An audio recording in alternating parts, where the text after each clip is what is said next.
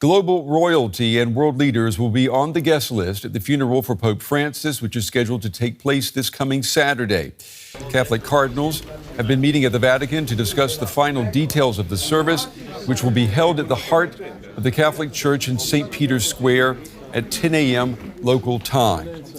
The Pope died yesterday, Easter Monday, at the age of 88. The Vatican cardinals prayed by the coffin at a service that was held at the Casa Santa Marta, the Pope's former home.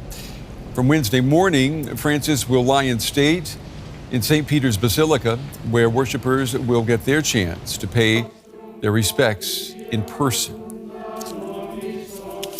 All right, I want to go now to our very own Christine Mhundwa. She is in Rome for us. Christine, tell us, what do we know more about these funeral arrangements?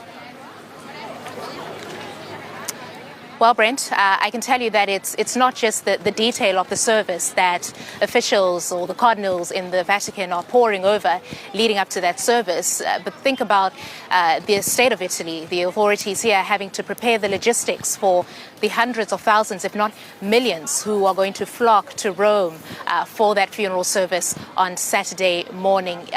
Dignitaries are among them, but just the throngs, the crowds that will be accommodated ahead of that. And as you were saying, in the run-up to that funeral service, which will be at St. Basilica right behind me, Pope Francis's body will continue to lie in state from tomorrow morning. He'll be brought here at about 9 a.m. local time.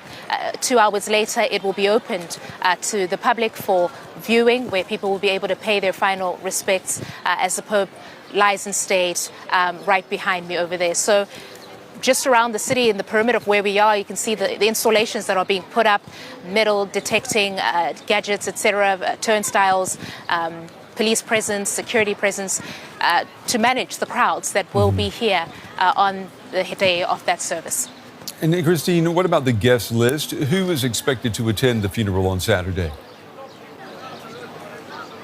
Well, we've had some very high-level confirmations. The U.S. President and First Lady will be in attendance. The French President has confirmed his attendance, as has the head of the European Union Commission. We also know that President Lula of Brazil, President Willey of Argentina, as you were saying earlier, royals from around the world, and of course joining the thousands of the Catholic faithful, mourners, tourists who are in the city right now. There's a bit of a holiday period for some people in Europe, so the city does have a lot of tourists in there. Many of them will stick around for that service on Saturday. And surely the next mammoth task for the Vatican will be choosing the next pope. What will that look like? Well, Brent, the delight really is in the detail on this one. For those not sort of attuned to the tradition, it is quite a remarkable, extraordinary process that really happens in secrecy. About 135 cardinals from all around the world will gather in the Sistine Chapel. They will be shut off from the rest of the world for the duration of that process.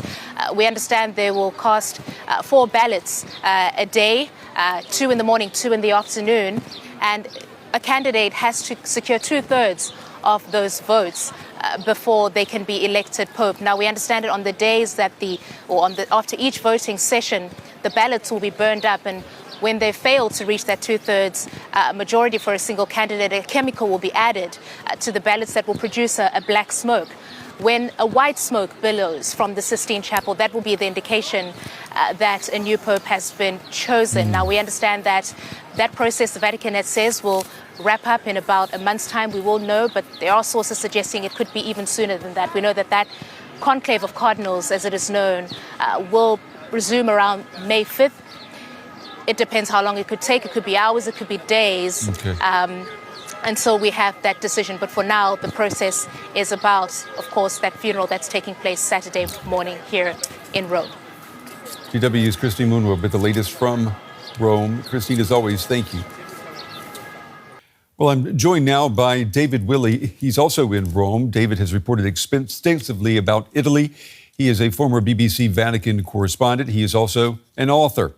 His book about the late Pope is entitled The Promise of Francis, The Man, the Pope, and the Challenge of Change.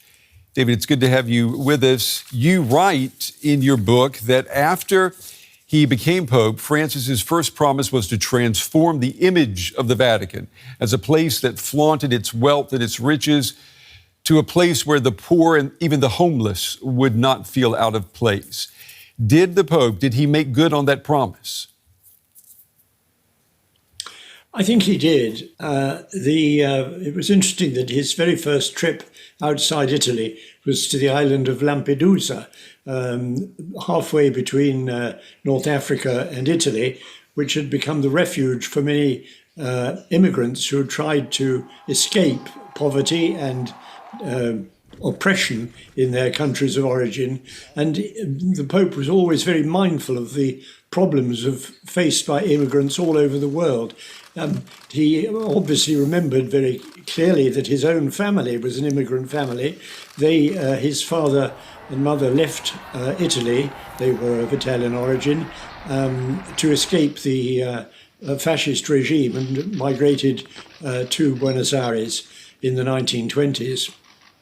David, one doesn't necessarily expect a young man from Argentina who starts out as a nightclub bouncer and then becomes a Jesuit priest to then become a pope committed to reforming the Catholic Church, but that indeed was Francis.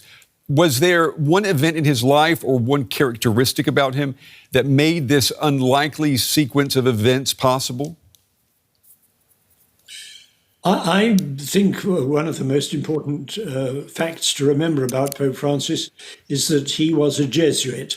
And the Jesuits have an extremely long professional training. I think he studied for 14 years altogether, various, not only during in seminaries and theological studies, but also in the practical tasks of teaching. He was a teacher in a middle school in Argentina, and I think he liked interacting with people. He really couldn't stand the idea of trying to be a lonely figure, as popes have tended to be in the past. When he was elected, immediately after he was elected Pope, they took him up to the penthouse apartment at the top of the Apostolic Palace, where his predecessor has all lived.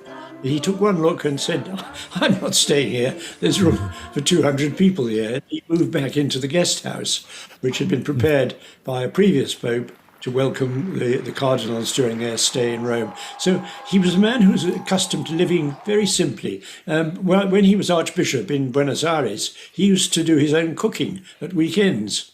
He looked after himself, but he liked the idea of dining and having his meals in the cafeteria in the Vatican guest house with other priests and, of course, a lot of lay people as well. He liked people. The Pope was also known as a reformer pope. And I'm wondering, what about those who surrounded him? Did he face a lot of backlash for his rather progressive views in his inner circle? He did indeed. There was a group of people in the Catholic Church, including high-ranking cardinals, who rather were opposed to his attempts to reform the church, and they wanted to hang on to old traditions like the Latin Mass. There were big arguments. And then there was a problem involving the former Vatican nuncio or ambassador to the United States, an archbishop called Vigano, who issued a long statement basically opposing everything that the Pope stood for. In the end, the Pope decided to sack him. He was defrocked, as they say, and but he still is a very vocal opponent to Pope Francis. And there are many in the Catholic Church, particularly in the United States, who oppose the idea of modernizing the church. Of course, it wasn't just a question of modernizing the church. I think Pope Francis understood the needs of the modern age, and he understood also how it isn't a question only of laying down dogma about whether priests are allowed to be women or priests allowed to marry. He didn't change that teaching of the church. In fact, he left it to a future pope to consider that. But there are many aspects of Catholic faith which he decided to accept. The fact, for example, that homosexuals have a legitimate place in society. His predecessor, Pope Benedict, had denounced homosexuality as something rather abominable. This Pope admitted that homosexuals have a right to have their lives just like any other people in the world.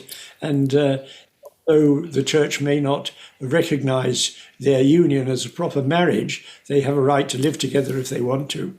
David, very briefly before we run out of time, what about backlash from the public? Did the Pope of the people, as he was known, did he have to face that? Not really. He was, I think, a Pope who was immensely popular, as you can see by the crowds which gathered during his appearances at his weekly audience, and who are now gathering in Rome for his funeral. This is expected to be one of the biggest events in Rome in centuries. There are more than 1 million people will be arriving to attend his funeral during the next few days. Not only heads of state, heads of government, admirers from all over the world, all the countries he's visited during his long, many trips abroad, but also ordinary people, ordinary pilgrims who've been touched by his statements and his attention to what he called the periphery of the Church. That is, outsiders, people who hitherto perhaps have been considered marginal, liked living on the margins. And I think that's what he'll be remembered for. David Willey, we appreciate you taking the time to share your thoughts with us. Thank you. Pleasure.